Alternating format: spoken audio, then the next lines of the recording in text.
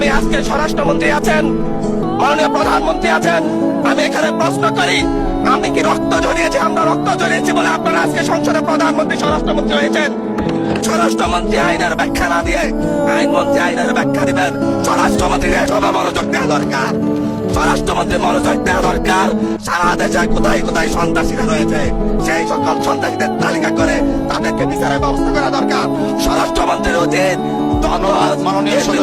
কর্মীরা হত্যার শিকার হয়েছে তাদের বিচারের ব্যবস্থা করা দরকার। মাননীয় স্পিকার, আমরা বলেছি নতুন বাংলাদেশ দিব।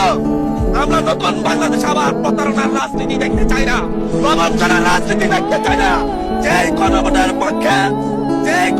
পক্ষে আমাদের মাননীয় প্রধানমন্ত্রী প্রতারণা চালিয়েছেন, যে আদেশের পক্ষে মাননীয় সরকার দলের সংসদ সদস্যরা প্রতারণা চালিয়েছেন, আজকে এখানে সেখানে এটা নিয়ে আবার দীর্ঘ আলোচনা করতে হবে।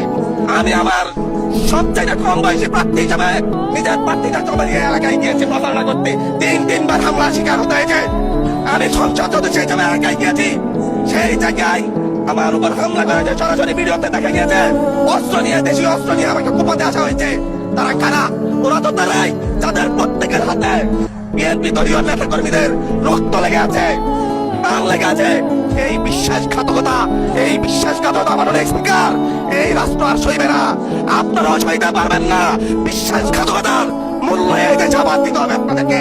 আপনারা যারা আপনাদের বাইরে রক্ত জড়িয়েছে, খুন করেছে, খুনের মামলা আছে, তাদেরকে আবার পুনর্বাসিত করে আমাদেরকে খুন করার জন্য লেগে দিচ্ছেন।